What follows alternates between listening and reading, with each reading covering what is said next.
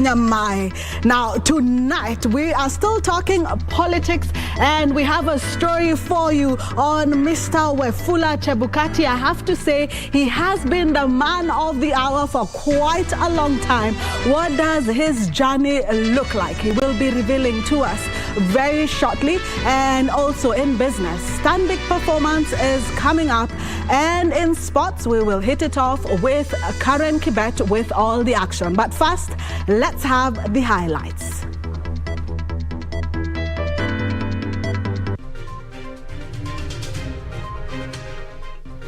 Harvest time, President-elect William Ruto's strength in Parliament gets a boost as Mandera Governor and 7 MPs ditch Azimio la Umoja for Kenya Kwanza. In education matters, schools reopen as learners prepare to transition to junior secondary schools.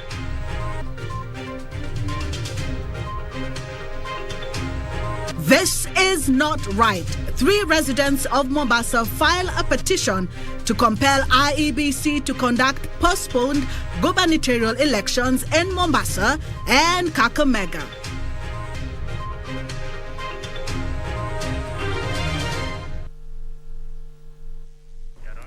Our sign language interpreter is Byron, and remember, would like to hear from you.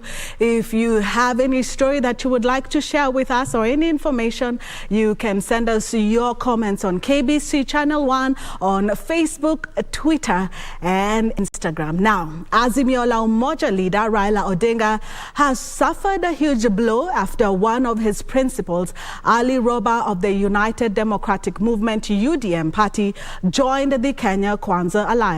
Roba tagged along 7 MPs in a move that bolsters President-elect William Ruto's strength in Parliament.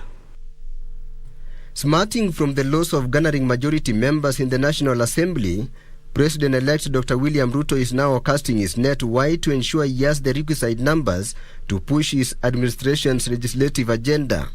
On Thursday, he received 7 United Democratic Movement UDM MPs who ditched Azimio to join Kenya Kwanza Alliance. At his current residence, President-elect Dr. William Ruto welcomed UDM party leader and Mandera Senator-elect Ali Roba, Deputy Party Leader and Marsabit Governor-elect Mohamud Ali, and Mandera Governor-elect Mohammed Adan Khalif to the incoming government. Others who have joined Kenya Kwanza include Mandera Deputy Governor-elect Ali Maalim, Wajir Senator-elect Abbas Sheikh, MPs Umul Khair Kasim of Mandera, Bashir Abdullahi of Mandera North, Kulou Hassan of Banisa, Joseph Lekuton of Laisamis, Mangale Munga of Lungalunga, Abdul and Rahim Haro of Mandera South, and Adan Haji of Mandera West. While receiving the leaders, Dr. Ruto lauded millions of Kenyans who voted in the August 9th poll, saying he will now focus on implementing his policies once sworn in. This comes barely a day after Ruto received 10 newly elected independent MPs who joined the Kenya Kwanza coalition. President Uhuru Kenyatta says Kenya will remain steadfast in entrenching the principles of good governance to ensure the country upholds its position as an example in democracy in the continent by maintaining peace during this transition period. The head of state made the remarks when he held discussions with visiting U.S. Senator Chris Coons. President Uhuru Kenyatta on Thursday met and held discussions with visiting U.S. Senator Chris Coons, who paid him a courtesy call at State House, Nairobi.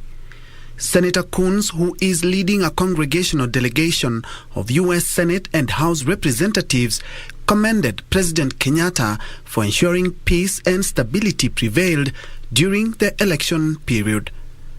On his part, President Kenyatta said, Kenya will remain steadfast in entrenching the principles of good governance to ensure the country upholds its position as an example of democracy in the continent by maintaining peace during this transition period.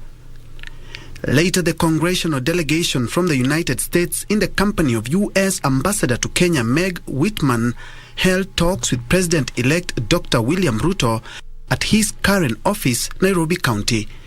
Discussions centered around the just concluded general election in the country, as well as areas of cooperation between Kenya and the United States for the mutual benefits of citizens of the two countries. Senator Coons and his delegation also met Azimio la Umoja One Kenya presidential candidate Raila Odinga and his running mate Martha Karua. On his Twitter handle, Raila said the talks focused on developments around general election and bilateral relations with the congressional delegation of the U.S. Senate and House Representatives. He reiterated commitment to pursue legal means to resolve issues around the election results. Raila has disputed the presidential results announced on Monday. For Prime Edition, I'm Ben Troy Njue. A section of parents whose children are attending public basic learning institutions want the government to in future establish alternative election polling centers. The parents spoke as learners reported back to school on Thursday after a 2 weeks midterm break, when the country held the general elections.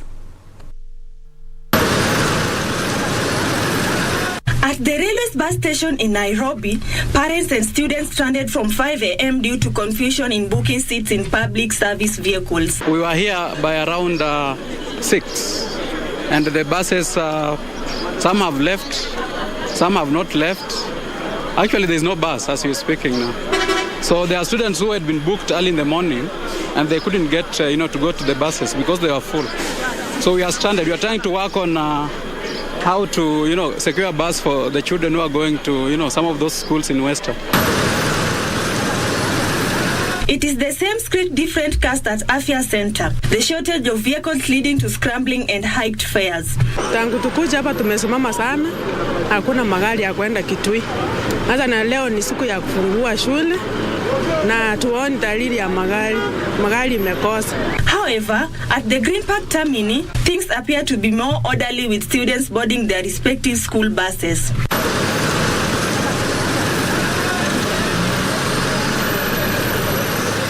The 2 weeks midterm break was occasioned by the general election. A section of parents interviewed fear it was too long and may impact academic progress. Sentiments echoed by parents in Naivasha who questioned the rationale of having public schools holding election polling stations.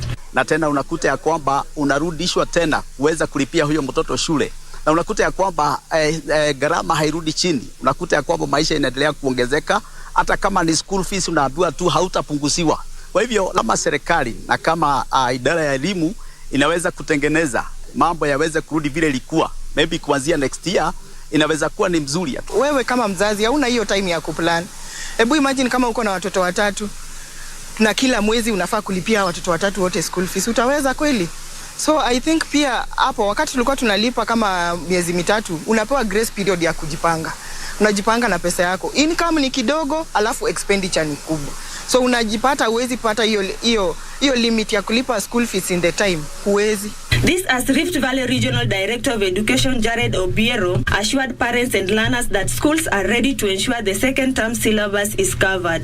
We all know it's a short term, but we are up to the task. You remember how we managed to recover the time we lost when we resumed after COVID, and we still have that confidence and that energy to ensure that we'll cover the syllabus and catch up with the time that we lost.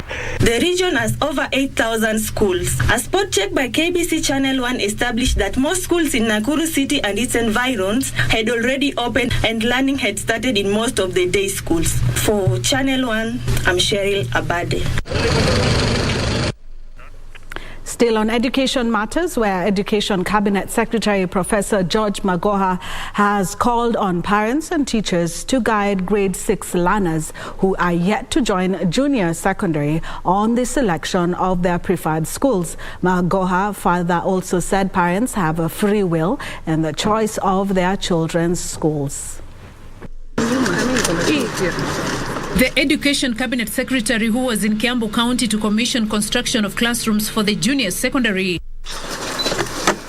said said the portal for public schools selection is now open for both public and private learners to select their preferred schools. Don't rush to take your child to Alliance High School, because even if you take the child there in junior high school, there is no guarantee that the child will remain there. Because when we get to year 9 now, we'll go again to the public, and now it will be the cutthroats. Do you understand? So that is when you now target where you want your child to go to the senior school. He said parents have an obligation to guide their children in choosing their preferred schools, adding that those who want their children close to home for the next phase of their education can pick schools close to them. Please take time to engage your child and decide where you want the child to go to. It is not the time to say, no, I want my child to go to Kenya High School. That one can wait. That one can wait for until year 9. What we are trying to say is that the majority of the children, even more than it is now, will be day scholars. Right now, 75% of the children are day scholars. But we are hoping that in this junior high school, it can go even up to 80%. Magoha further noted that 80% of junior secondary classrooms are ready, adding that the remaining 20% will be done before the learners finish their grade 6 studies. But we have a target to meet, and it shall be met. And that target is another 1,000 classrooms or so scattered across the country. Like I've said, the Nyanza region, the northeastern region, the central region are doing extremely well. He, however, noted that most of the schools in Western, Coast and Nairobi regions are yet to meet the target of constructed CBC classrooms. He said the new administration will find ground set for the transition that will be taking place at the end of the school calendar this year. Beatrice Getonyang-Etich, Prime Edition. Back to politics now, where a section of gubernatorial candidates in Mombasa want the Independent Electoral and Boundaries Commission to rescind its indefinite postponement of the gubernatorial election in Mombasa County. Flanked by the political leadership of the coastal town, the contenders have separately claimed the grounds laid down by the commission to warrant the postponement are baseless and unconstitutional, arguing that the coastal town is yet to record any cases of insecurity and may instill fear in the commission. Our reporter Yune Karisa unfolds the happenings of the day.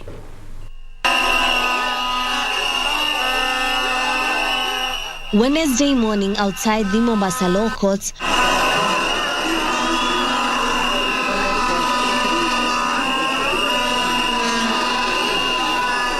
supporters of ODM gubernatorial candidate Abdul Swamad Sharif Nasir protest the postponement of the Mombasa gubernatorial election by the Independent Electoral and Boundaries Commission over insecurity concerns. The former Mvita legislator claims the move is detrimental to his candidacy. Wenzetu wameandika mabarua na kusema kuwa wanataka wale staff wa IBC kubadilishwa, wabadilishe mnao wataka, lakini tunataka elections ziwe kesho. Hapa Mombasa kumekuwa na amani. Hakuna hata mfanyakazi mmoja wa IBC ambaye kwamba ametishwa kwa njia yoyote. Wasitujaribu. Wacha mambo ya Jumanne. Tuko tayari, watupatie kura kesho tuko tayari sisi. Kuna deliberate effort ya kutaka kutufrustrate sisi watu wa Mombasa. Hakuna sababu yoyote ya kisheria au sababu yoyote nyingine kwa nini wanachelewesha hii election. Tuko na subra na tumesema tuweke amani, lakini don't provoke us. Don't provoke the residents of Mombasa County. We demand our democratic rights. His UDA counterpart Hassan Omar, on the other hand, termed the postponement as a costly affair. He backed a petition by 3 citizens challenging IBC postponement. Tunaomba Mungu hiyo koti ikubali hiyo tarehe 23. Manake huu ni uchaguzi kwenda kushinda na 80%. Hatuna sababu yoyote sisi kutotaka kwenda uchaguzi tarehe 23. The trio, Thani Mohamed Momlavia, Moses Aran Oindi, Kevin Nzuki Mudhini argued that the postponement for the second time and without justified grounds amounted to the disenfranchisement of the electoral in Mombasa. They demanded that the election be held by the 30th of August this year. Wagombea wametumia pesa. Wagombea wametumia emotional capital. Is that considered when people make such decisions? Economic Mombasa is going to go down. There's nobody managing our resources. The term is already expired. We are not being told the interim committee is going to take over Mombasa to run it. So it's very sad. In the meantime, the gubernatorial contestants have appealed to their supporters to uphold peace. Juni Karisa Mbele from Mombasa County. The two main contenders for the Kakamega gubernatorial seat are divided over the move by the Independent Electoral and Boundaries Commission to postpone for the second-time elections in the region. The Azimio la Umoja candidate Fernandez Baraza has stamped the decision as unconstitutional, saying he will seek legal redress, while the Kenya Kwanza candidate Cleophas Malala has backed the move by IEBC. Residents of Kakamega held demonstrations to protest the move. Fernandez Baraza of the Orange Democratic Movement, which is part of the Azimio la Umoja One Kenya coalition, says the move to indefinitely postpone the Kakamega gubernatorial elections was unconstitutional and malicious. Nasimamia uchaguzi Kakamega County sio Chebukati. Ni county returning officer. Na ametuelezea ya kwamba kila kitu iko tayari. Ballot papers zishakuwa printed. Aende tena ku recruit returning officers. He's not going to recruit presiding officers. Na clerks wako hapa. So county returning officer, yeye ako tayari to conduct elections in Kakamega.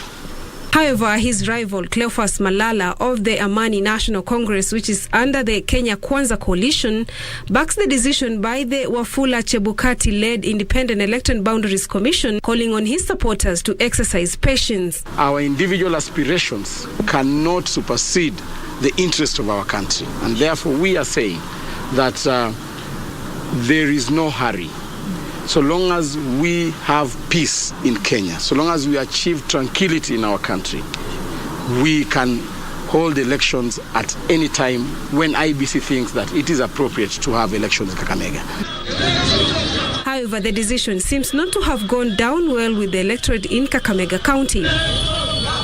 A section of them held demonstrations claiming the postponement of the elections was putting the region's activity at a standstill. Tujui ni sababu gani? Kwa sababu all aspirants wote wako alive, hakuna mwenye amekufa, hakuna, tuko na security ya kutosha, hakuna national calamity atasema imefanya amearisha election.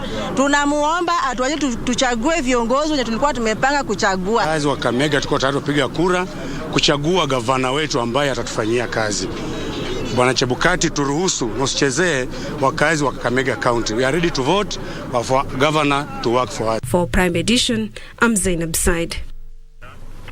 A 32-year-old man who was shot on the leg while working as a presiding officer in Wajir is pleading for justice. Mohammed Ahmed Kanyere, who was deployed at Tawhid polling station in Elders constituency, said he was shot by unknown person inside the polling hall during a vote tallying exercise. No arrests have been made so far, and according to doctors, Ahmed risks having his leg amputated due to the nature of the injuries he sustained.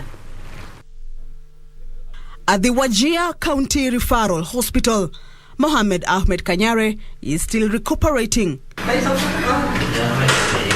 He was shot on his leg by a person whose identity is still unknown. Some officers came to the room ordering the light to be switched off and everybody to lie down. Since it was near the podium where the electoral officials and the officers were sitting, I took a few steps back and lay down. An officer came from nowhere, shot at me, and left me crying for help. Ahmed says the attacker targeted him as the room had a number of people inside. And specifically why me, I don't know. Who I wronged, I don't know. But it was a targeted incident that I want justice. Wajir County Referral Hospital Chief Executive Officer Dr. Mohammed Bashir says Ahmed suffered multiple injuries. It is multiple gunshot injuries on the same behind the right knee. The bone was shattered, and also there was a vascular injury of the popliteal. The major artery that supplies the lower leg was severed. The injuries are so grave that doctors have proposed that he undergoes an amputation. Now that I have lost my leg, it will have a serious impact in my daily routine. I feel pain, I feel hurt. Ahmed and his family say no one has been arrested so far. The elders' constituency elections were aborted on August 9th and held a day later, following chaos that erupted due to a dispute on how the Independent Electoral and Boundaries Commission had hired the presiding officers and their deputies. Kamche Menza for Prime Edition. Now, Wafula Chebukati is a household name, and we know him more for IBC and him heading the body. But what's the other side of Wafula Chebukati? That story and more coming up shortly after the break.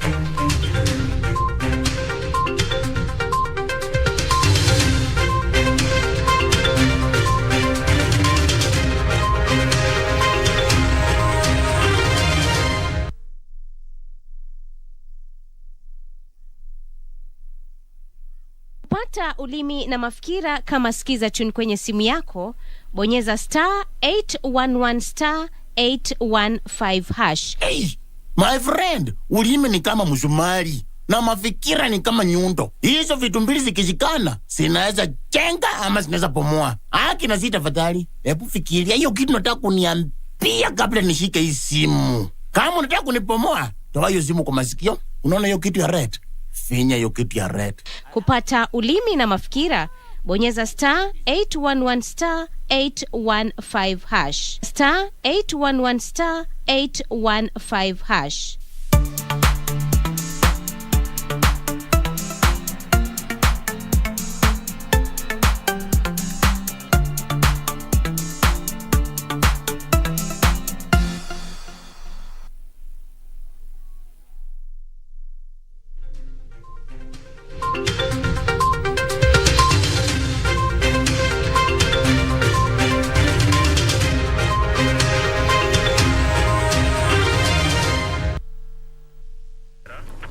Welcome back. Now, with the prolonged drought being witnessed in Wajir County, children below the age of 5 years have borne the brunt of malnutrition. According to the World Health Organization, around 45% of deaths among children within this age bracket are linked to deficiency of nutrition, otherwise known as undernutrition. Jackie Wambera takes us to Wajir County and has the story for you. Meet Abdi, not his real name. Abdi's mother has brought him for a checkup at the Wajir Referral Hospital. After observation, he is now found to require treatment for malnutrition. The drought has had devastating consequences on her family, especially after losing livestock, the main source of the family income.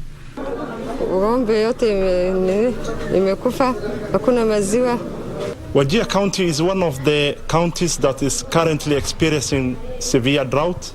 40% of the population are in food aid. Malnutrition rate among the under 5 is 21.7%. Because of the drought, most of our population are even outside the county and even outside Kenya, leaving behind children and mothers and old people. This will make them very much vulnerable to malnutrition. She says the medical workers recommended that the baby be fed with formula milk, a product she says was difficult to acquire due to financial constraints.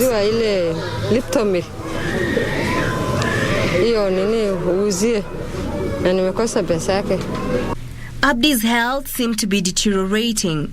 It is then that she opted to seek medical attention.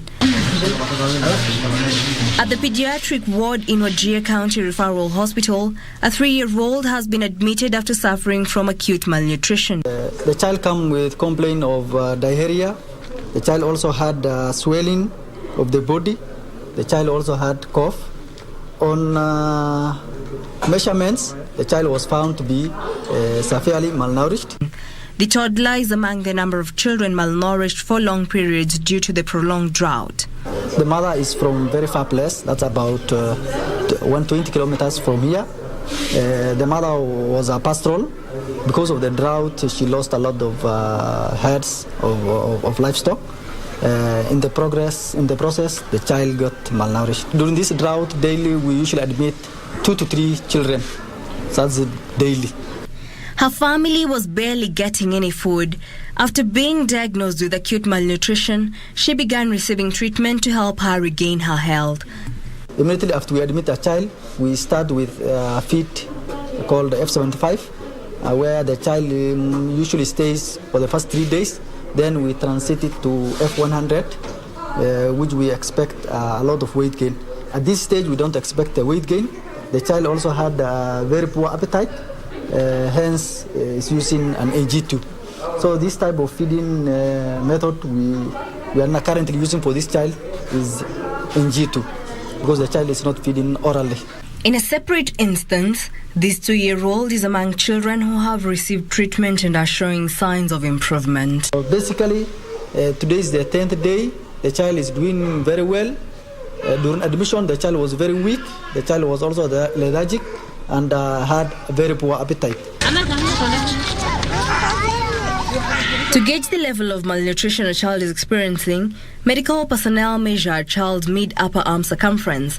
A band with green, yellow and red sections is wrapped around the child's upper arm. Green indicates the child is not malnourished, yellow indicates malnourishment, red indicates severe malnourishment and risk of death. So first, the first contact with the child, we take the family history. After taking the family history, we assess the child. We take the weight, we take the mark, and we take the height. These are the anthropometric measurements we use to detect malnutrition. Malnutrition refers to deficiencies, excesses or imbalances in a person's intake of energy or nutrients. Children and women are the most affected because they are the most vulnerable. They have little access to health services. They have little or no access to economic opportunities. The term malnutrition addresses 3 broad groups of conditions, including undernutrition, which includes wasting or low weight for height, stunting, which is low weight for age, and underweight, which is low weight for age. Micronutrient-related malnutrition, which includes micronutrient deficiencies or a lack of important vitamins and minerals, or micronutrient excess, and overweight, obesity, and diet-related non-communicable diseases such as heart disease, stroke, diabetes, and some cancers. Most of the children come with medical complication whereby they have diarrhea, pneumonia. That is the major cause. But the other thing, mostly we have realized that there is a drought currently, and after we take the history, most of the families are poor and they can't afford a balanced diet to give the child. To treat the children suffering from severe acute malnutrition, food alone is not enough. An addition of nutrient-rich food treatment called ready-to-use therapeutic food comes in handy. Supplements are given according to the child's weight. The least receives 14 as per the guideline, and the highest receives 32. Ready-to-use therapeutic food like fortified peanut paste is packed with nutrients such as vitamin C, iron, calcium, potassium, protein, among others, designed to revive severely malnourished in just days. This is what the medical workers are using to treat the children. In efforts to address the obtaining situation, Wajir County Government, in partnership with Save the Children, has launched an emergency response for communities living in Wajir that has limited access to health services, such as screening children and pregnant mothers for acute malnutrition and providing families with nutrition support. These interventions include health services, Save the Children is providing health services throughout integrated outreaches to more than 100,000 populations without an access to static health facilities. Residents lauded the initiative, calling on the government to address the plight. The drought has worsened. We lack water, health facilities, medication and relief food. We have money, but we have nowhere to spend it. Health specialists calling on the need to put in place long-term development measures so as to address drought crisis affecting the region. Capacity build it so that they go on the other way of agricultural development. Maybe they can be given educationals on agriculture, on irrigations, and maybe other income source other than livestock. And drought is something that is becoming near normal in these counties. So it's all about, adapting strategies and supporting community and strengthening community institutions. Reporting for Prime Edition, I'm Jackie Wambira. Thank you, Jackie, for that report. Now, the National Council of Non-Governmental Organizations have lauded Kenyans for maintaining peace during the just concluded elections. The council's chair, Stephen Cheboy, says as a council, they did their part in peace campaigns before the August 9 polls and will continue engaging political leaders to continue preaching peace as the country moves forward. National Council of Non-Governmental Organizations says the peace and calm demonstrated by Kenyans as they exercise their democratic rights and after the electioneering period is worth emulating. The council adding that going forward, key political leaders and Kenyans alike should strive to become peace ambassadors. We appreciate that there was a lot of unity that was witnessed across the country. Tunataka amani. Tunataka umoja. Tunataka nini? Umoja. Wa viongozi wetu. What we are supposed to be focusing is about how we are going to live one another as a family. United, we stand. Divided, we fall. These as elders allied to the Azimio la Umoja One Kenya coalition in the county of Migori called on the youth and residents in the region to keep calm and shove divisive politics in the wake of the August 9th presidential poll results. No more burning. These are our properties. We win or we don't win. Migori is ours. We'll need the tarmac.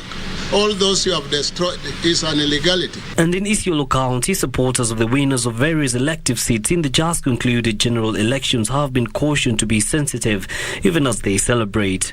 Various stakeholders opine celebrations should be modest so that those who did not emerge victorious are not provoked unnecessarily, a situation that could spark conflict. Isiwe sherehe ya kuudhi wengine, isiwe ni sherehe ya kusumbua wengine, isiwe sherehe ya kulete kero kwa wengine. Hiyo itakuwa dhambi. Tufanye mambo kulingana na taratibu za sheria ambazo tumepewa. Yusufa reporting for Prime Edition. Maendeleo ya Wanawake organization has held women for seeking elective posts and emerging victorious in the general election. The organization's chair, Rehab Moya, says the shift from 3 governors to 8, in addition to other positions secured by women politicians, is a significant step towards increasing women's participation in the bicameral parliament. Rehab, at the same time, lauded security organs for the adequate protection provided to candidates and electorate during the electioneering period.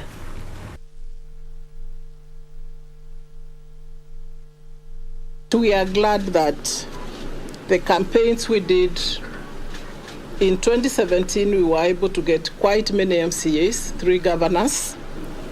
But after these elections, we've done pretty well. We have been able to get 7 governors from 3, single constituencies 26 from 23. Again, the 47 women representatives. We are not forgetting the MCAs. It is indeed a significant step towards the Kenyan women participation in the two houses. Maiwo has come around. During the 70 years, there are times we have to make bold decisions. And this particular time, we want to say we have always supported the government, and we will continue to do so. You are very clear, according to you, that my choice did not succeed. I have said when the country settles down, we shall come back here and talk. I represent very many women. I have listened to them thinking that we've been a bit quiet, and I have come here to say the few things I have said. So when the country settles down, we shall talk.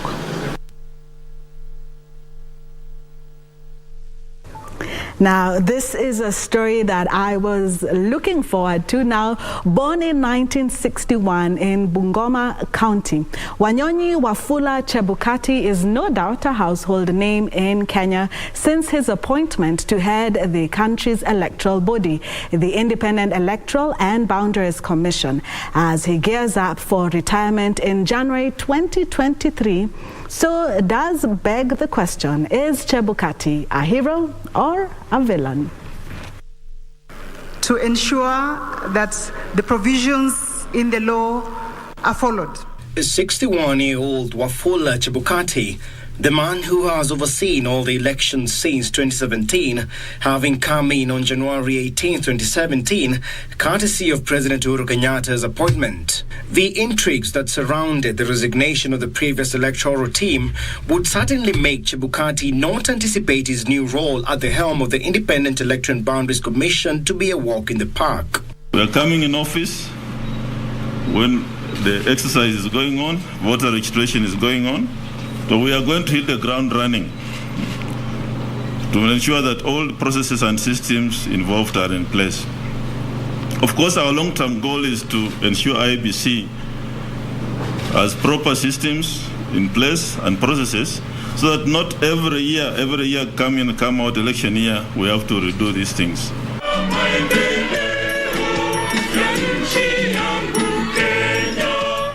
If 2022 general elections is anything to go by, he had not anticipated it was to be this rough either. He was appointed alongside 6 other commissioners, namely Vice Chair Consolata Nkatha, Roslyn Akombe, Paul Kibiwot Kurgat, Abdi Gulie, Margaret Mochana, and Boya Molu. I, Dr. Paul Kibiwot Kurgat. I, Boya Molu. I, Professor Abdi Gulie. I, Kwamboka Roslyn Akombe, Doctor. I, Margaret Wanjala Mwachanya. Hi, Consolata Nkatha Butcher Minor. The resilience, developed during a 36-year career in litigation and dispute resolution, would be tested 7 months after his appointment as his commission oversaw the 2017 general election.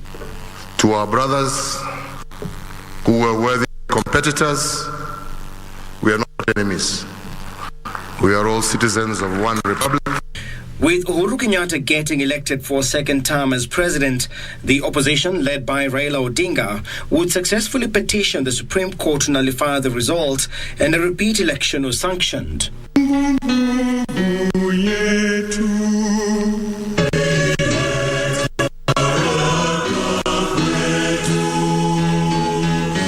So using some fake ID cards to register people as voters, like we demonstrated. Despite weeks of protest by the Odinga-led National Super Alliance coalition and calls to overhaul IEBC, Chebukati did not give in.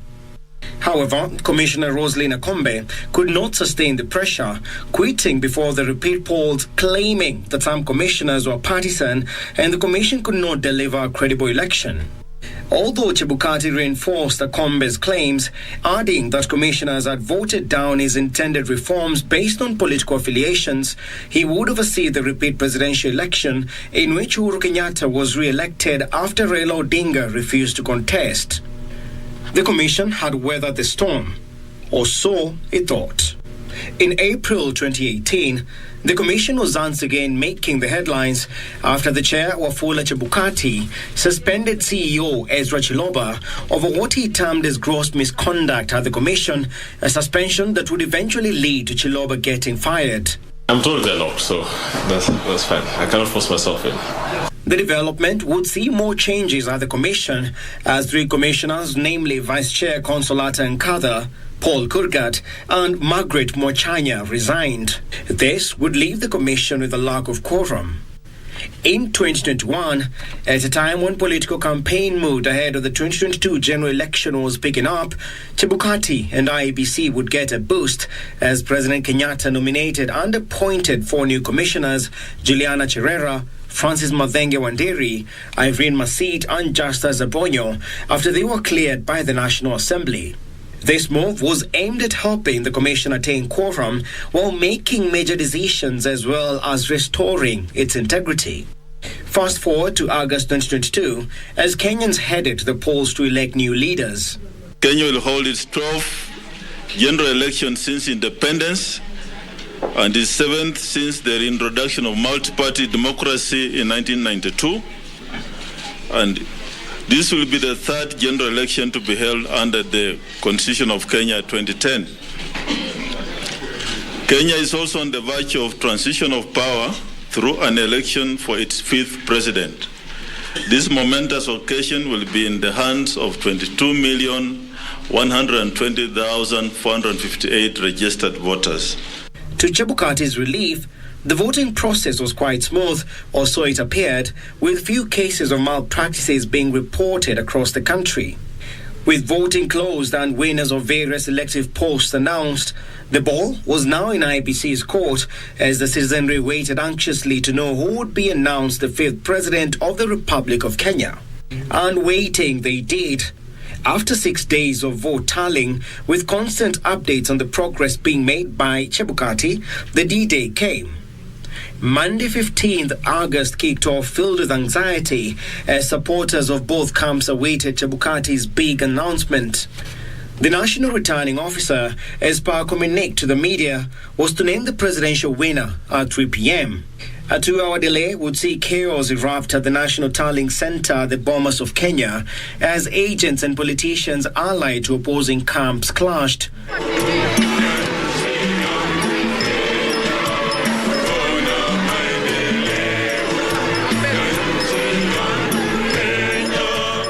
After calm was restored, Chebukati would announce William Ruto as the president-elect. So William Samoei has been duly elected as the president. Ruto praised Chebukati, terming him the country's hero. The Azimio la Umoja One Kenya Coalition Party presidential candidate Raila Odinga rejected the results and accused Chebukati of bungling the election.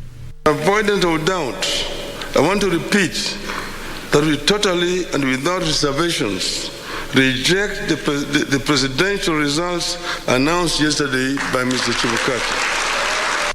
A hero or a villain? The big question as Chebukati marked his last general election ahead of his retirement. For Prime Edition, I'm Richard Munga.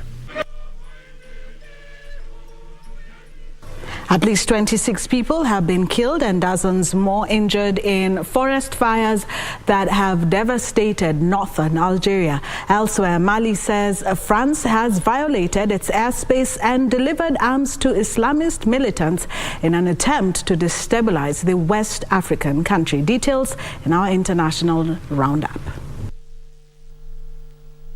The death toll in Algeria's forest fires has risen to 38. Firefighters supported by helicopters are still trying to contain the 39 fires ravaging various parts of northern Algeria. They warn that hot winds could spread the flames further, adding that some 350 residents have been evacuated in various provinces. Northern Algeria is affected by forest fires every year, with Kamel Belejou, the country's interior minister, noting that 106 fires have broken out in Algeria since August, destroying some 800 hectares of forest and 1,800 hectares of woodlands. And at least one person has been killed in Guinea during a day of protests against the ruling military junta.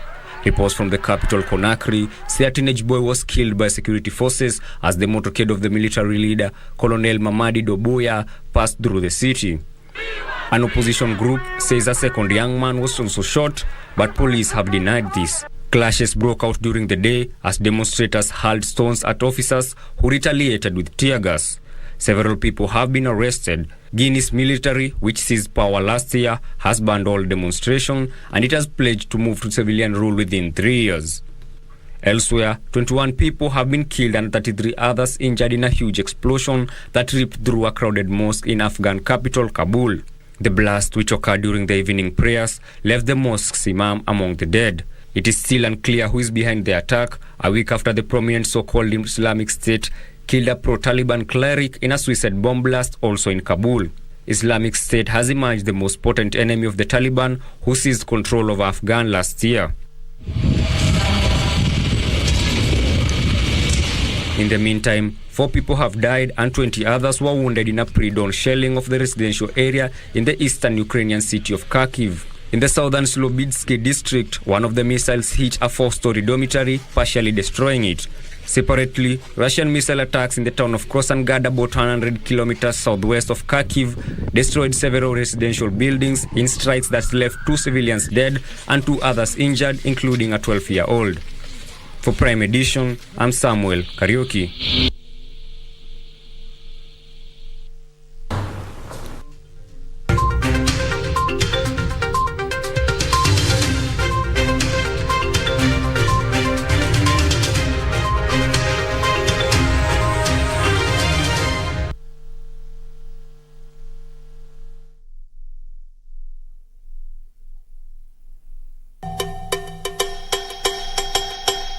We need numbers. And I'm sure Dad is not supposed to find out about this. No, not in this life. How would you like coming to work here at Gente? Is Kathy in agreement with all of this? I'm not answerable to her. Why don't you want the same thing as your mother? How do I trust you? I'll help you the board members. How? I'll call them one by one. I may want to hire your cousin. Wewe nakutambua. Baadaye. Juu hasa umepata hiyo kazi, utanipatia 20%. Kio hii, usisemage mimi huwa sikujegi. Wewe, usifanye nikuwe tena wewe. Mimi nimepataka nikitaka kutoka ni sherehe kazi. Must he be here? Alafu utaniachia mlango, mimi nitafunga after meeting. Mtu akiwa serious, akuwe serious. Life cannot always be too serious. Yeah man, what's up here?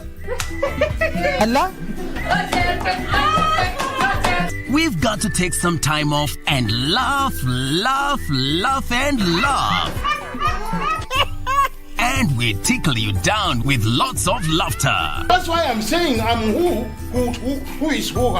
Huh? With satire like no other. Tell him to bring it on. Dakachapa.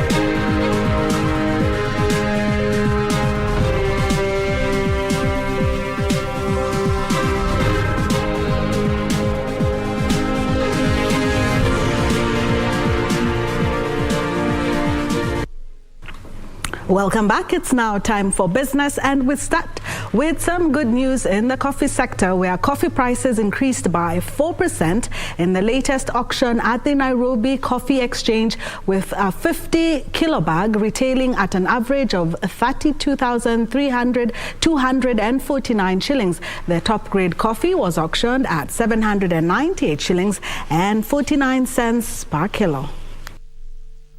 Coffee farmers will earn more from their produce according to the latest data from the Nairobi Coffee Exchange. On average, a 50 kilo bag of high quality AA fetched 40,103 shillings, with 1,401 bags offered at the auction, earning farmers 65 million shillings. Grade AB was the most traded, with 6,834 bags of coffee offered worth 294 million shillings. Grade C was the second most traded at the auction, with 5,850 kilo bags on offer, generating 191 million shillings at the auction. The ML grade was the least traded variety at the auction, with only 30 bags on sale, with the highest quality of the variety fetching 19,754 shillings, earning farmers 515,084 shillings. The Nairobi Coffee Exchange says the sustained high prices are due to high demand from processors who traded even during the election period. The Nairobi Coffee Exchange notes that the quality of coffee beans from the second harvest is also high and the good prices could be sustained.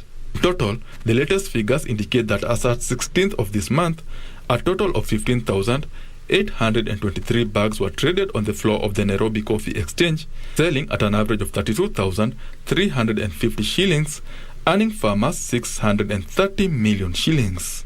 Early this month, coffee prices had reduced to 31 shillings and 59 shillings per 50 kg kilo bag, with 18,467 bags traded, generating 709 million shillings.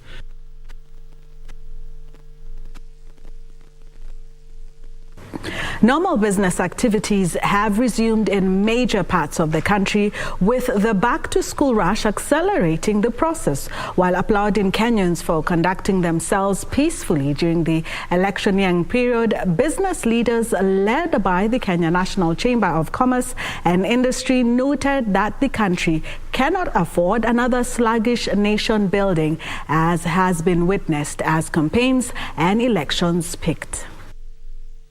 Normalcy has resumed after the elections, with schools reopening Thursday and business activity picking again, at least based on a spot check by KBC in Nairobi city centre.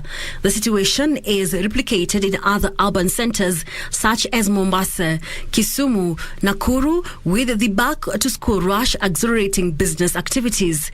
Despite this, the Kenya National Chamber of Commerce and Industry is calling on business operators to resume operations, noting that the country cannot afford another sluggish nation building, as has been witnessed over the last 2 weeks during the electioneering period. We therefore appeal to the citizens and the business community of Mombasa to resume their normal daily activities following the conclusion. They say business activity had slowed due to the effects of the Ukraine-Russia war, the COVID-19 pandemic, and uncertainties surrounding the electioneering period. The officials have lauded Kenyans for conducting themselves peacefully during the electioneering period, noting that this has helped foster confidence among the investors. They are hopeful that the incoming administration would put in place policies that will support businesses to thrive. In a nutshell, what do you expect? We expect a government that involves us in the process of policy making that will spark growth and business within the region and the country at large. On ongoing infrastructural projects such as the Dongo-Kundu Bypass Highway and the Special Economic Zone, they want the projects completed within the set timelines. We expect the incoming government, whichever it will be, after the final rounds of disputes and anything else is done, we expect the incoming government to be able to put policies in place that will be able to open up the environment for good business to thrive. We'll be expecting this government to ensure that Dongo-Kundu, the special economic zone, is working. We'd be expecting this government to ensure that the businesses that were suffering as a result of COVID or any other measures negative are being restored to work. They are also hopeful that the incoming administration would implement affordable tax regimes. Caroline Jenga, 4 Prime Edition.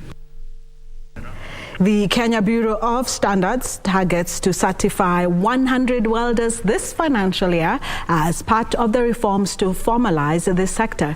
The standards body says certification is part of plans to open up opportunities for welders in the formal sector to secure employment and contracts from formal institutions. Welders seeking to professionalize their trade will be required to secure certification from the Kenya Bureau of Standards. Those seeking certification will be required to undergo examinations set by the Kenya Bureau of Standards before being accredited. You join them using heat fusion. And sometimes you can have challenges in terms of porosity, in terms of deformation, in terms of cracks. That is why we need welding certification. The certification scheme, which is in partnership with the National Industrial Training Authority (NITA), is geared towards improving the quality of welding in Kenya and improving the skill set of local welders. We also enable our youths, who are very many, to also be engaged as migrant workers outside the country. Welders seeking certification will be assessed continuously for a period of 6 months. Once certified, welders will secure a license that will be renewable after every 3 years. The Kenya Bureau of Standards says the certification will be globally recognized. Ever wondered how the internal heat of the earth, otherwise known as geothermal, is processed into electricity? Our crew was at the Kengen geothermal plant in Naivasha and filed the following report on geothermal power generation.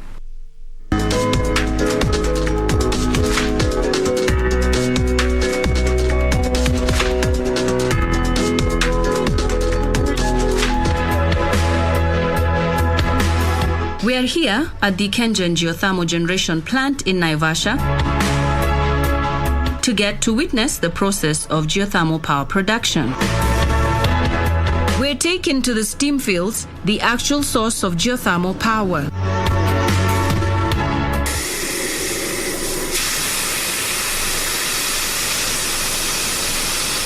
Once then, of course, the geoscientific team has identified the area. The infrastructure comes in to do the well sites and also the access roads. Now, once that has happened, then that site is transferred to another department called drilling and logistics.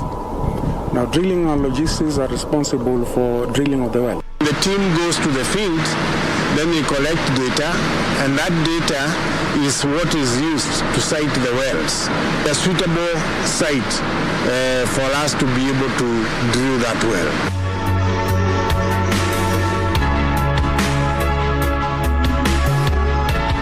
The process of geothermal power making begins here.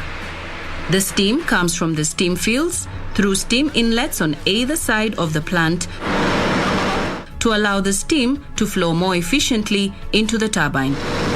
And the turbine is laid such that you can be able to ensure the steam flows from two sides so that it is very efficient.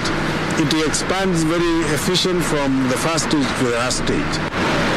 The steam enters the power plant and goes through a separator that separates the water and the steam and ensures that no water gets into the turbine.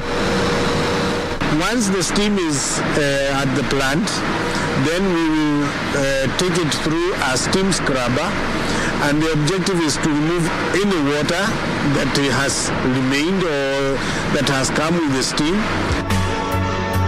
The steam must be 99.99 dry to be able to operate the turbine in a safe way. The dry steam enters the plant and rotates the turbines at 3,000 evolutions per minute. Once the turbine rotor rotates, it also automatically rotates the generator because the generator rotor is within the electromagnetic field. Electricity is then generated.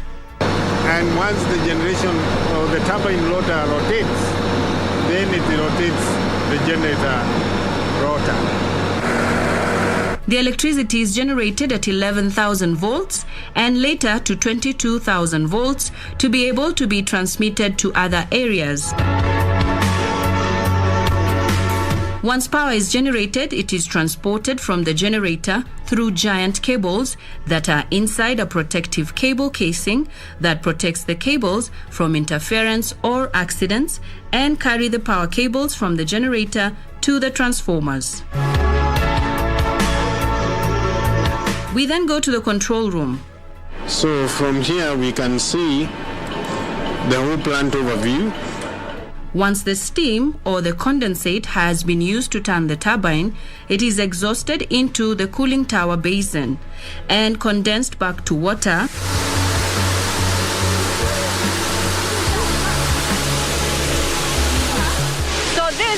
is the final stage of the process. After the steam has been converted to electricity, transported through the electricity power grids, and then the steam comes in through the condenser into this cooling tower at 105 degrees Celsius. It is cooled to 23 degrees Celsius. It is then re-injected into the re-injection tank where the process begins all over again. Nisi Manokoth for the process.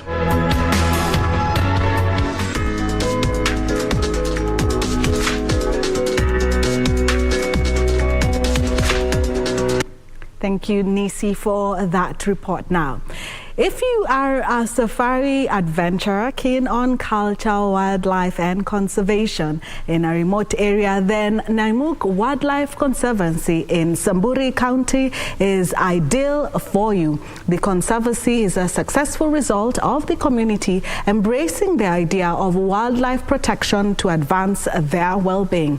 Our reporter Irene Muchuma Odim now unpacks for us the attractive story of Naimuk Wildlife Conservancy.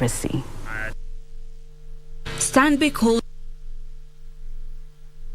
Coming up shortly, Stanbic Holding made a 4.8 billion shillings during the first 6 months of this year, representing a 37% year-on-year increase. The lender attributes the profit increase to its digital transformation strategy that saw 90% of new accounts being openly digitally. Stanbic Holdings, that has operations in Kenya and South Sudan, has attributed the increase in profit partnership agreements and stakeholder engagement. Stanbic Holdings says their focus on socio-economic development helped boost interactions with micro and small enterprises across the country, aiding such businesses acquire financial inclusion through training programs. The lender lauds the performance, noting that the business environment was harsh due to the local political strain and international risks posed by the Russia-Ukraine war, rising inflation, currency pressures, and global resurgence of the COVID-19 variants. Despite this, the number of active customers increased 39% during the first 6 months of this year. Stanbic Bank CEO Charles Modiwa says the lender strategy relied on ease of convenience, which improved client experience while driving scale. The group's customer loans rose 31% to 217 billion shillings, while net interest income was up 21%, driven by growth in the lending book, improved margins, and funding cost management. Credit quality improved, evidenced by a reduction in the credit loss ratio to 1.1% in the first half of 2022 from 1.64% during a similar period last year. Going forward, Stanbic Bank plans to focus on deepening client relations and improving operational efficiency. Hibak Saeed for Prime Edition. Erratic rains as well as frequent and regular droughts has seen income from pastoral activities drastically reduce. This has forced most residents of arid Samburu, Isolo, Laikipia, Marsabit areas to embrace alternative income generating activities such as beading. Now, before the elections, our reporter Yusuf Farah was in the arid areas where he witnessed how training and support from various institutions is paying off. Take a look. Our day begins at the Kalama Conservancy, Larisoro village in Samburu County. In this homestead in the Conservancy, we meet the star beaters deeply engrossed in their craft. Traditional songs keeping them company as they chant away the morning.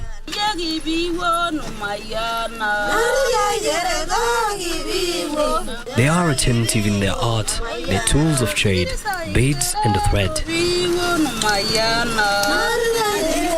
The Beadworks program was introduced by the Northern Rangelands Trust Trading and Partners with established women's group in the conservancies as a means to help them turn their traditional craft into a viable, sustainable business. Sasa mimi ndio nanulia mtoto nguo mpaka viatu mpaka mzee yangu. Saa hii sisi kwa na sauti saa hii. Samani sana wana nyumba hii ya mawe ni ngumi, kumbe ni rahisi. We have our wildlife-inspired colorways, but we also have contemporary colors that are, requested by customers. So we are open to, do what the market wants, but at the same time, sustain and also present our own beautiful products and culture to the market. Their story is similar to the star beaters here at the Sera Conservancy in Alderkesi village.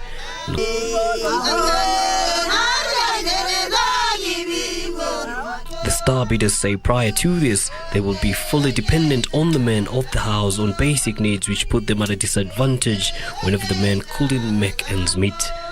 Hiki na mama yote ni tajiri sana. Hiki na mama anashika kwa mzee na watoto na mali yake.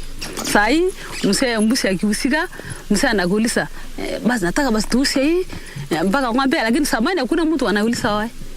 Wewe nakaa tu hakuna sauti.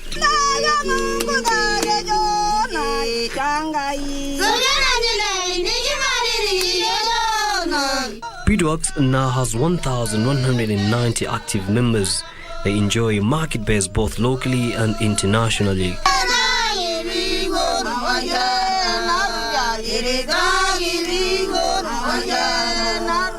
They earn their coin through the Northern Rangelands Trust sales, and the money is channeled to their mobile wallets.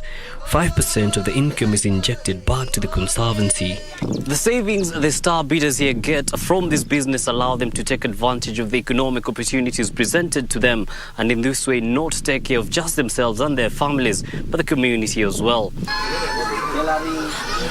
We'll leave for Arches Post Town, where we meet 24-year-old Florence Lol Churaki, a beneficiary of the Ujuzi Manyatani program, which equips her with skills in hairdressing and mobile phone repairs. Niko na mtoto kwa shule.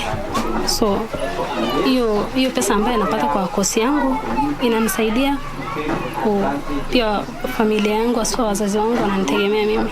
We would like really the government to adopt Ujuzi Manyatani as a training model so that more people will be reached through this initiative. We are at the Lengusaka Trading Center, where behind me is the Ujuzi Garage, owned by one of the Ujuzi Manyatani beneficiaries. And we're going to talk to them and take a look at how a normal business day is for them here. Simon Lipermoy owns this garage which repairs motorcycles and sells repairs for the SEM. He recalls his past life before joining the program, which took trainings to their manyatas. Nilienda pia rate, lakini sasa nilifanikiwa sikuelewa. Pia vile nilipata ujuzi, nimepata sasa ng'ombe yangu, nimepata kapusi yangu, sisi hivyo mtu zaidi. He's now a changed man who depends on this business for his livelihood and is fast at teaching fellow young men the skills. The program also offers courses in mechanics, masonry, welding and carpentry, among others. Since its inception in the year 2019, 546 people have graduated. Projects like the Ujuzi Manyatani and the Star Beaters have provided the beneficiaries with an alternative source of income, even as they look to expand their businesses in the future. Yusuf Far reporting for KBC Channel 1 from the Lengusaka village, county of Samburu. I don't know about you, but that's so inspiring and a good way to end the local business stories. Now, the number of foreign tourists who visited Tanzania between January and July this year increased by 62.7% year-on-year, helped by the easing of COVID-19 pandemic restrictions across the world. Details of this and other news coming up in Africa in the Business Roundup.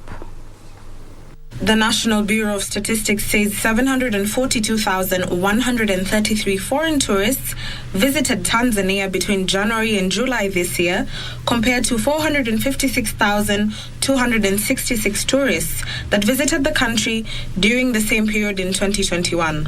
Officials say that July 2022 recorded the highest tourist arrivals at 166,736 compared to 81,307 arrivals in July 2021, which is a 105.1% rise. Service providers in the tourism sector were urged to prepare for the rising number of tourists visiting Tanzania by improving and expanding hospitality services.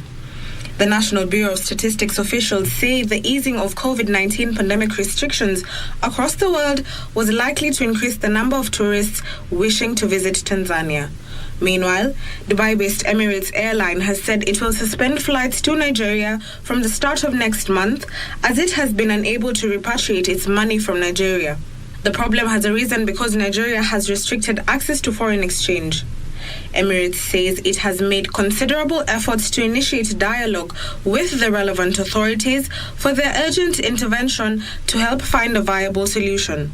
In June, the International Air Transport Association said that Nigeria was not handing over $450 million owed to the various airlines. Emirates said it could reconsider its decision should there be any positive developments in the coming days. Affected travelers can get refunds for their tickets. Finally, Angola and the European Union are set to start talks for a trade deal this year after the EU and African partners approved for a request from the oil-producing nation to join a regional trade bloc. The green light to start negotiation comes shortly before the Southern African country holds general elections next week. The looming deal would likely increase the export of Angolan products to the EU and possibly reduce the dominance of oil, which currently accounts for nearly all exports by value. The boost in trade expected from the deal and EU's increased need for fuel amid the energy crisis caused by war in the Ukraine. The boost in trade expected from the deal and EU's increased need of fuel amid the energy crisis caused by war in the Ukraine. Ndusa Mokami for Prime Edition. The U.S. has announced that they will begin formal trade negotiations with Taiwan weeks after a controversial visit by U.S. House Speaker Nancy Pelosi. The discussion will include talks on trade facilitation, digital trade, and anti-corruption standards. The first round of the talks expected to begin in the fourth quarter of this year. Here are the details of this and other stories from across the globe. The U.S.-Taiwan Initiative on 21st Century Trade was first unveiled in June, with both sides now saying they had reached consensus on the negotiating mandate. Trade between the U.S. and Taiwan was worth nearly $106 billion in 2020. The announcement comes as China launched its largest ever military exercises around Taiwan after Pelosi's visit earlier in August. Under the One China policy, the U.S. recognizes and has formal ties with China rather than the island of Taiwan, but maintains a robust and official relationship with Taiwan, including continued arms sales to the island so that it can defend itself. China sees the self-governing island as its own renegade territory that must be united with the mainland. However, Taiwan is a self-ruled island that sees itself as distinct from the mainland. Meanwhile, the World Food Programme's top official in Afghanistan said that 18.9 million people, or nearly half the population, are facing food scarcity, and 6 million are just one step away from famine, making the war-torn country the world's new hunger hotspot after a year of Taliban control. The WFP representative and country director in Afghanistan said that many households have exhausted their mechanisms to feed themselves. Afghanistan's humanitarian crisis is being compounded by restrictions imposed by the Taliban on activities allowed to women and girls in the country. Finally, Australia's jobless rate dropped to a fresh 48-year low in July, even as employment broke a super strong run with the first fall this year, a mixed report that might hint at some cooling in the red-hot labour market. Figures from the Australian Bureau of Statistics showed the jobless rate dipped to 3.4% when analysts had looked for it to hold at 3.5%. That was the lowest rate since August 1974 and only added to evidence the labour market was drum tight. Well, it looks like we do have a lot of you who are safari adventurers, because I did read out this story earlier on, but we had a technical hitch, but it's back, the Nanyuk Wildlife Sanctuary.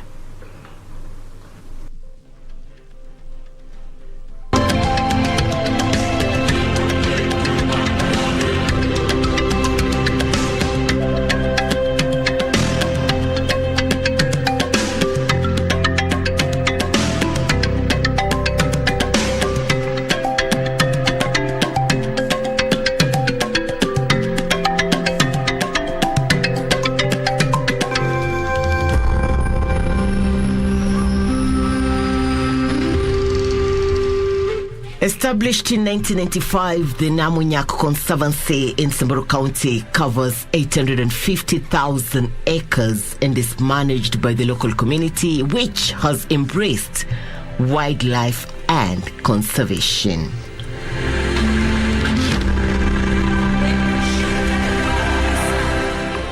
Nyamai Conservancy has a landscape that is pretty as a picture with outstanding features from the Matthew Mountain Range. Oldoinyo Lenkio is the highest peak in the central part of the mountain range. While on a visit, you may also notice a small distinctive hill from the mountain range dubbed Sweet 16 by the community.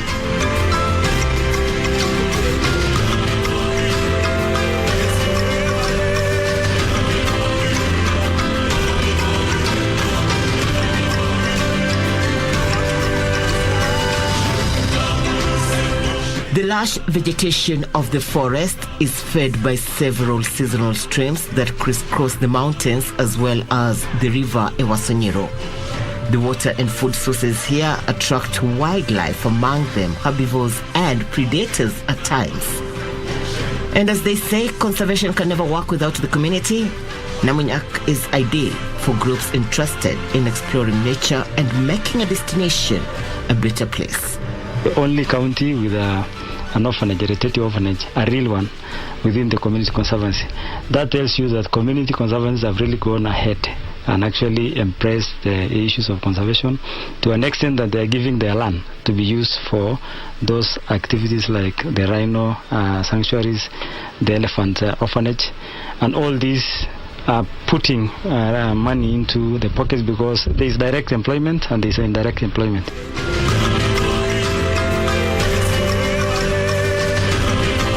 Rich culture of maybe the issue of cattle, how they draw the blood from the cattle. People are now embracing what we call the homestays. There are people who just specifically come to those villages, they stay there, they pay the money, they get educated through that. Irene Mchuma Udim, Magical Sense in Samburu.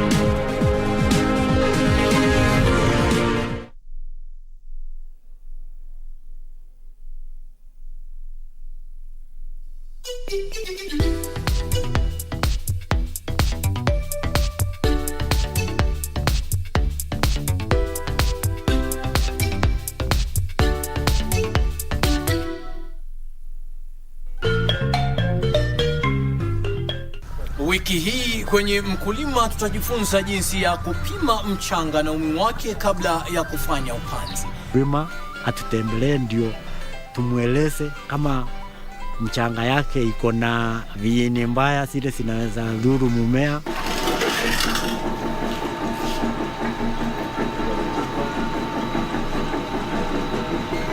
Ungana nasi Jumapili saa 9:30 hapa KBC Channel 1 kwa uondo kamili.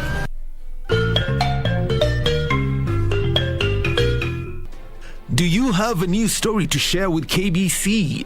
Get in touch swiftly on email news@kbc.co.ke or call 0723-892-654 or 0734-780-124.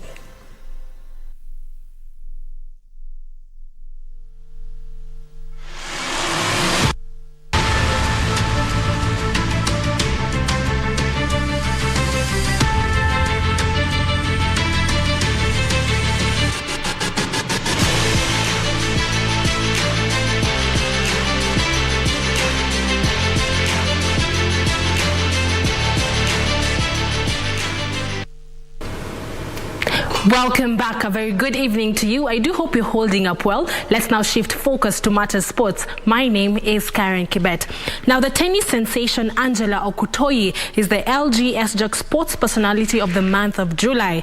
18-year-old Okutoyi achieved the feat by becoming the first ever Kenyan Grand Slam winner when she won the Wimbledon Open Doubles Junior Championships on 9th July in England. Okutoyi now becomes the first sports person to win the LG SJOC Sports Personality of the Month award 3 times. Angela Okutoyi made a history by becoming the first Kenyan to win a tennis Grand Slam title when she clinched a doubles category in Wimbledon last month. Okutoyi and her partner Rosemary Nijkamp from Netherlands vanquished Canadian duo of Kayla Cross and Victoria Mboko in the junior doubles final. I'm really grateful to have won this 3 times now, 2 times absent, and now this is my first time present in this presentation, so it's a really good thing, and I hope to come back here for the 4th one. To win the Mandri Trophy, Okutoyi beat several other nominees, including 100 meters champion Ferdinand Omanyala, Faith Kipyegon, and Emmanuel Koril. Well, I don't take it as a warm-up tournament. I take it as also a tournament, so I'm really looking forward to do great there, to get the confidence that I can also do good in singles, not only doubles. Other nominees were rugby star Dennis Abukuse, instrumental in Menengai Oilers' inaugural National 7th Circuit victory, Helen Wawira, who bagged gold at the 2022 World Para Powerlifting, and Winnie Kabura Modoni, who won the Africa Youth Chess Champion Under-8 title in Lusaka, Zambia. Out there to all the people supporting the sportswomen and sportsmen in Kenya, I think this girl has made it known that it is possible. King Orimwangi, Prime Edition. Newly crowned 100-meter Commonwealth Games champion Ferdinand Omanyala has resumed training ahead of the Continental Tour slated in Italy on the 4th of September this year. Omanyala, who took part in various competitions this year, is expected to leave the country next week. Now, Omanyala has had an outstanding season where, among others, he beat American Fred Kelly to the gold medal in the Cape Kano Classic Continental Tour before he won the 100-meter title in the Africa Senior Athletics Championship in Mauritius, where he also anchored the men's 4x100-meter team to the top podium finish. The Africa 100-meter record holder crowned it all when he became the first Kenyan to win the 100-meter men's Commonwealth title in Birmingham this month, to the delight of the nation. Omanyala is now targeting his first podium finish in the 2024 Olympic Games in Paris, France, after his Olympic Games in debut in Tokyo, where he reached the semi-finals.